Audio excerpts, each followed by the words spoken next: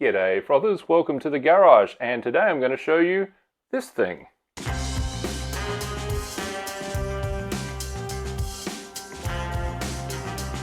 So while I've been playing with hydraulics lately, I picked up this little guy as a bit of an impulse buy, but you know, I thought it would be pretty useful, and one of the things I thought it would be useful for is making a kind of pulling frame like this. So this is just a simple linear pull tester, you know, pretty similar to what you know, Ryan and Bobby use over in America, or Walter Siebert uses in Germany. I got this hydraulic pulling ram, and it didn't quite work out for what I wanted it for, but I thought, hey, let's put it to use, so I just knocked together a fairly quick frame. So it is made of two Acro props, which you've probably seen for scaffolding or formwork around the place. That's a nice, cheap and simple, just sort of off-the-shelf solution. These guys are rated to, I don't know, 40 kilonewtons or something like that each, which is nice. So the frame itself was about 200 bucks worth of stuff. A couple of offcuts from the timber yard, 50 cents each. Thank you very much. Acro props are about 90 bucks each. So they go up to about 6 feet in length. And then I've just got my load cell. That's the nice calibrated one with the indicator. But if you wanted to build one of these yourself, you know, as we know, just jump on AliExpress and grab a non-calibrated, you know, $50 load cell and a little $7 indicator for yourself. The ram and the pump was 140 bucks somehow. And these things are used for panel beating usually, so if you're trying to bend pieces of a car back to where it should be, very popular for that. And this can be lying down or it can be standing up, and we'll see which way goes better. But I figured the standing up version, A, takes up less space in my tiny little garage here. B, it's probably going to be better with all the heavy stuff just dangling like that, so less opportunity for things to go flying. So I figured I would christen it with a brake test of this old carabiner. So that's an old Metolius one that served me well for many years, but ultimately got corroded to hell on my first trip to Thailand. So a few months in the Thai, you know, humidity, and she started kind of, you know, corroding away. Anyway, I guess let's see how she goes. All right, so we're up to 2.6 kN. Just giving it some real nice, easy juice. Okay, 20 right. I'm up to 16. So maybe. So no worries with the frame. Yes, good.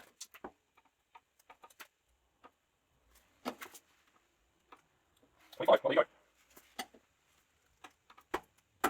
The good news is the frame is fine.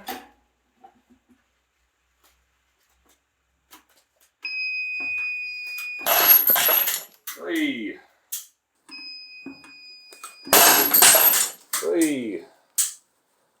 I forgot to tie that onto the hook. So classic carabiner breakage. Doesn't look like the corroded gate actually had any problems at all. Oh, there you go. So the little gate pin is bent. Yeah, okay. So over 30 kilonewtons for a really old, I mean, I bought this thing 15 years ago or something. It was my first set of quick draws. Surprising. Nice one, Metolius. Okay, guys, so fast forwarding about 10 months since I filmed that first part that you just saw. I've used this rig a fair bit, and I have actually made some updates. And as you can see, my hair has gotten a fair bit longer too, although only at the back for some reason. Anyway, we'll work that out later. But I've made some improvements to this guy. I have actually used it a fair bit. I'm sorry I haven't actually published any of the data, I don't think.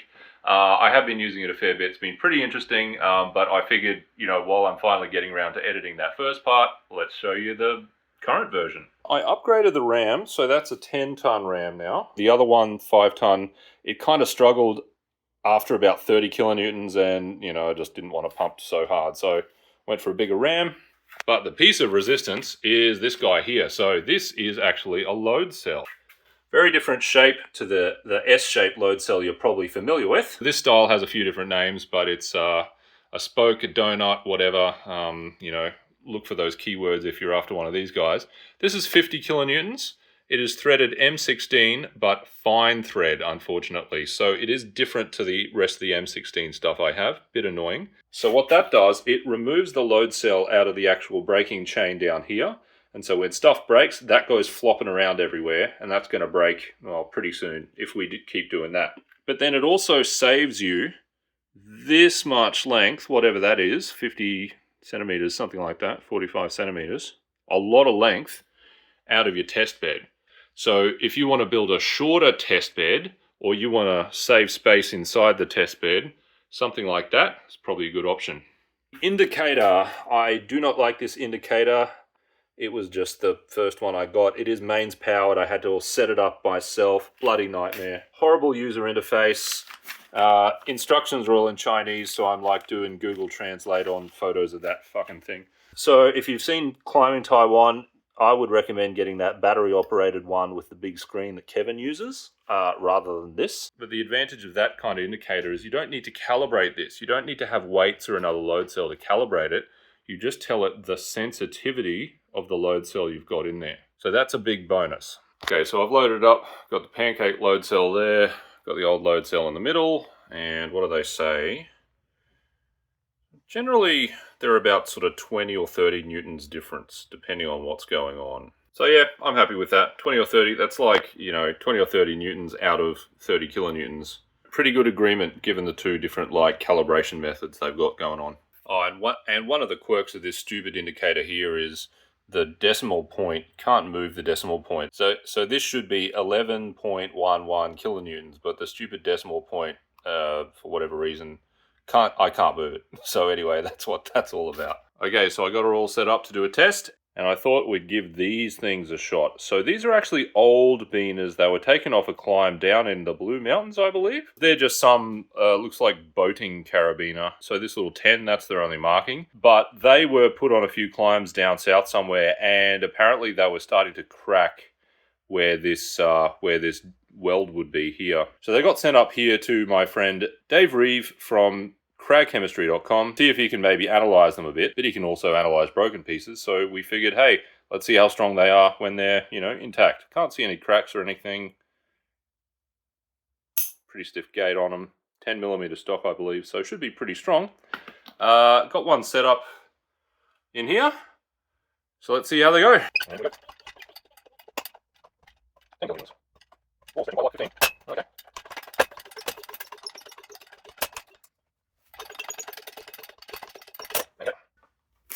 Peak 16 kilonewtons or so. Okay, second one.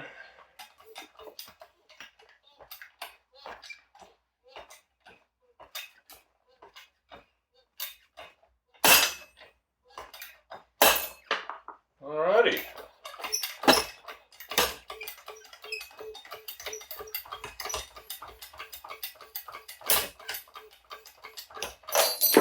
Nice. Alright, so our two Beaners, not very strong at all. 15.91 kilonewtons, 15.38. So the concern was these things were a bit brittle and they're cracking, and well, this one basically just straightened out, so that was pretty cool to see. But down at the joint, the concern area, yes, you can see it is cracked a little bit. And speaking of brittle, the top section where the basket is just snapped off kind of in the middle of the spine there. What the hell? Never saw that coming because it was just straightening out. I figured it would be like this one. So on the second one, we lost the wire gate, and then as that was straightening out, that just snapped in half. So yeah, pretty brittle stuff, not very strong. 15 kilonewtons, yeah, like, sure, it's technically strong enough, but if they're also just sort of, cracking from being poorly made, yeah, that's not great. Better get them off your cliffs, guys. Okay, and I should mention these little red shackles here. They're from Kevin up in Taiwan, so I believe they should be in the online store by now. So grab yourself some of them if you do want to do this kind of pull testing. Strength class 10.8, so that is the second highest high tensile steel you can get. Very, very strong stuff. Working load limit of 3.15 tons, working load limit, compared to this 16mm one I got from the hardware store, working load limit of 2 tons. So this one is smaller, but a fair bit stronger. But what I really wanted these ones for was because that is a 12mm pin. So I wanted 12mm because climbing carabiners are usually rated to EN 12275, which tests them around a 12mm pin. So it's pretty important to get a meaningful kind of test if you're doing this kind of stuff. All right, guys, well, there you go. It's probably a work in progress still. I'd probably still update this thing as I keep, using it, because I am a bit of a tinkerer, in case you hadn't noticed. If anyone's interested, I will keep you updated on that. Otherwise, I'll just use it, and, you'll see it's changed sometimes. I guess let me know. And if there's anything else you want to know about these parts that I got, any of this kind of system at all, hit us up too. Of course, I'm not the only guy out there doing brake tests, but I do like to try and make these sort of cheap, portable, open source things. So, I don't have much room here in my garage. I don't have much room to store stuff. I also, for my portable system, that yellow one you might have seen, I don't want that to be huge and heavy. I'm more or less a one-man show, so I do want to be able to just pack up the stuff that I need for a test or a test day, just take it with me. So cheap, light, portable, they're my requirements for this kind of stuff. And since it is generally pretty cheap and portable, I figured, some of you guys might want to make some, start doing your own testing, work out how strong your rock is, or the steel you're getting from your local distributors, or the glue you can get wherever you are. If you're in a kind of newer climbing situation, you're setting up a climbing scene, there isn't really much sport climbing around, or you're just trying to get your scene established and you're still working out your local supplies and stuff, couldn't hurt to actually slap one of these together and do some pull testing. Otherwise, of course, Kevin up in Taiwan, he's done heaps of this stuff and he's been really great in sourcing all of these cheap components. I believe a lot of that's being sold through Ryan's store as well, so the How Not To store. So, we're all doing our parts in these different corners of the world here. Those other guys are doing a lot more than me though. So, do check out the store, links in the description. But yeah, a big part of why I do this is because A, this sort of data wasn't around, but B, in spite of, the efforts of these guys in other countries, being down here in Australia, pretty isolated, bit unique in our supply chains and stuff like that. So yeah, I know what it's like to try and find this kind of gear using different supply chains. But, getting this grassroots kind of local knowledge base, I think really does help, because every region has its own idiosyncrasies. And boy, don't I know that. I'm bloody Australian. Anyway, thanks for watching. Scratch yous later.